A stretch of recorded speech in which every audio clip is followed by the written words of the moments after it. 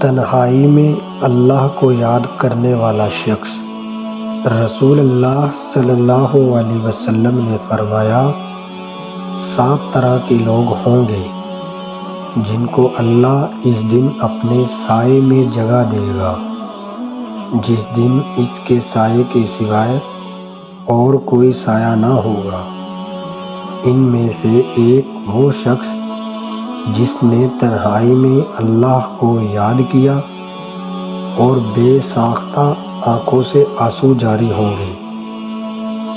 بد نصیبی کی پہچان۔ رسول اللہ صلی اللہ علیہ وسلم نے فرمایا، 4 چیزیں بد نصیبی کی پہچان ہیں: آنکھوں کا خشک ہونا، اللہ کے خوف سے کسی بھی وقت آنسو نہ ٹپکے، دل کا سخت ہونا کہ آخرت کے لیے یا کسی دوسرے کے لیے کسی بھی وقت بھی نرم نہ پڑے، امیدوں کا لمبا ہونا، دل کی لالچ،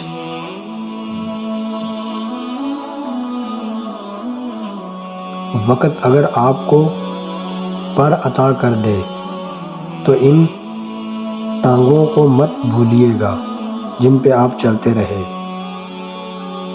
2 چیزیں اپنے اندر پیدا کر لیں: چپ رہنا اور معاف کرنا، کیونکہ چپ رہنا سے بڑا کوئی جواب نہیں اور معاف کر دینے سے بڑا کوئی انتقام نہیں۔ ہر دعا قبول ہونے کی دعا۔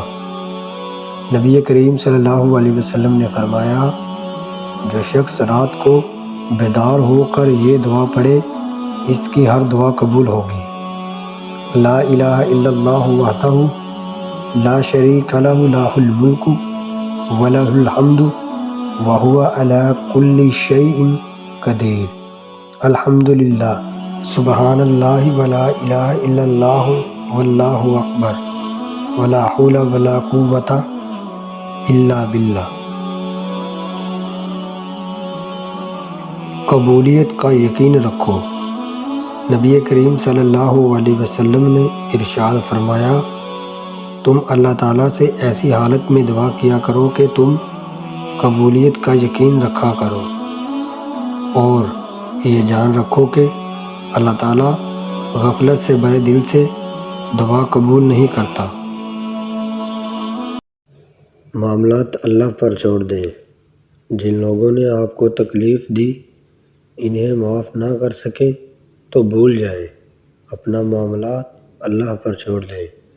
مسکرانے اور خوش رہنے کی کوشش کیا کریں اور یقین رکھیں کریں کہ جو زمین سے نہیں ہوتا وہ آسمان سے ہوتا ضرور ہے۔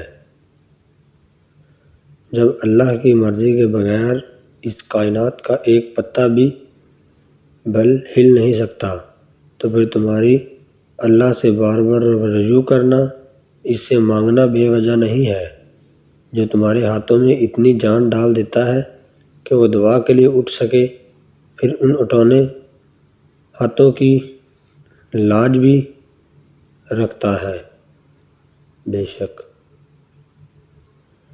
اللہ انتظار ضائع نہیں کرتا، ایک دن تمہارے پاس وہ سب ہوگا جسے پانے کی امید میں تم اتنی دعائیں کرتے ہو، راتوں کو اٹھتے ہو۔ اللہ تمہیں وہ سب کچھ دے گا جس کی تم تمنا کرتے ہو۔ تمہارا انتظار ضائع نہیں جائے گا۔ بے شک